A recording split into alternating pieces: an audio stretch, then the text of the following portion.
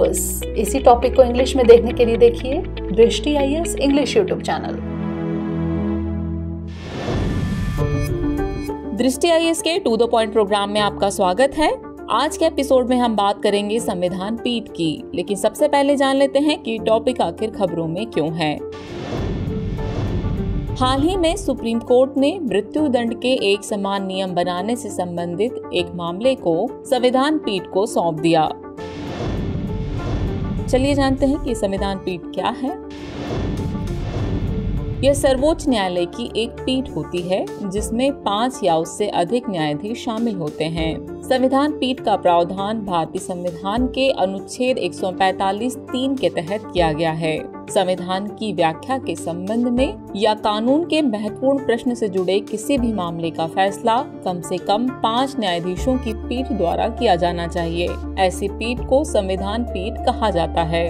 भारत में ये बेंच अस्थायी हैं और मामले के निपटारे के बाद भंग कर दी जाती हैं। हालांकि इन पीठों का गठन नियमित तौर पर नहीं होता है। सर्वोच्च न्यायालय के समक्ष अधिकांश मामलों की सुनवाई और निर्णय 2 न्यायाधीशों जिन्हें डिवीजन बेंच कहा जाता है और कभी कभी 3 सदस्यों की पीठ द्वारा किया जाता है। चलिए समझते हैं कि संविधान पीठों का गठन कौन करता है। तो भारत के मुख्य न्यायाधीश यानी सीजेआई के पास संविधान पीठ को स्थापित करने की शक्ति है। संविधान पीठ कानून के प्रश्न पर एक व्यापक दृष्टिकोण देती है और कानून को परिभाषित करती है।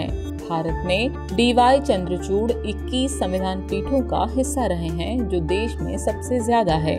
उनके बाद जस्टिस A.M. खानविलकर और जस्टिस अशोक भूषण क्रमशः 15 और 10 पीठ में शामिल रहे हैं। चलिए जानते हैं कि संविधान पीठ के गठन की स्थितियां कौन कौन सी होती हैं।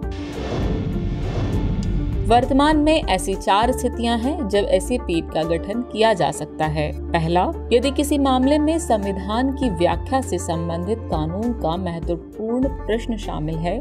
दूसरा, यदि राष्ट्रपति अनुच्छेद 143 के तहत किसी कानून या तथ्य पर सुप्रीम कोर्ट की राय मांगता है। इस मामले में हालांकि शीर्ष अदालत का निर्णय राष्ट्रपति के लिए बाध्यकारी नहीं है और वे एक अलग दृष्टिकोण ले सकते हैं। तीसरा तब होता है जब 2 न्यायाधीशों की पीठ और बाद में 3 न्यायाधीशों की पीठ एक ही मुद्दे पर परस्पर विरोधी निर्णय देती हैं। और चौथी स्थिति तब होती है जब यदि 3 न्यायाधीशों की पीठ एक निर्णय देती है जो किसी मुद्दे पर पिछली 3 न्यायाधीशों की पीठ द्वारा दिए गए निर्णय से अलग है। तो ऐसी स्थिति में भी संविधान पीठ का गठन किया जा सकता है। चलिए अब उन मामलों की तरफ भी नजर डाल लेते हैं जो संविधान पीठ के महत्वपूर्ण मामले कहलाए। अधिकांश ऐतिहासिक मामले जिनमें अदालत ने कुछ हद तक अंतिम रूप से कानून का निपटारा किया, संविधान पीठों द्वारा तय किया गया। जिनमें शामिल हैं A.K. गोपालन बनाम मद्रास राज्य, जिसने मौलिक अधिकार के संबंध में जजमेंट दिया था। ऐसा ही एक मशहूर मामला केशवानंद भारती बनाम केरल राज्य का है, जिसने मूल संरचना से संबंधित सिद्धांत दिया गया था।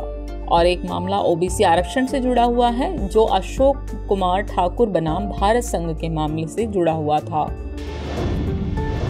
चलिए अब इस टॉपिक से रिलेटेड अभ्यास प्रश्न की तरफ नजर डाल लेते हैं। संविधान पीठ के संबंध में निम्नलिखित कथनों पर विचार कीजिए। कथन 1 है, भारत में ये बेंच अस्थायी है और मामले के निपटारे के बाद भंग कर दी जाती है। कथन 2 है, भारत के मुख्य न्यायाधीश यानी सीजेआई के पास संविधान पीठ स्थापित करने की शक्ति होती है। उपर्युक्त कथनों में से कौन सा या कौन से कथन सही हैं या फिर हैं केवल 1, केवल 2, 1 और 2 दोनों, और न तो 1 न ही 2। तो व्यूअर्स, इस प्रश्न का जवाब कमेंट बॉक्स में देना न भूलें। जल्द ही मिलते हैं नए एपिसोड में नए टॉपिक के साथ। तब तक के लिए शुक्रिया।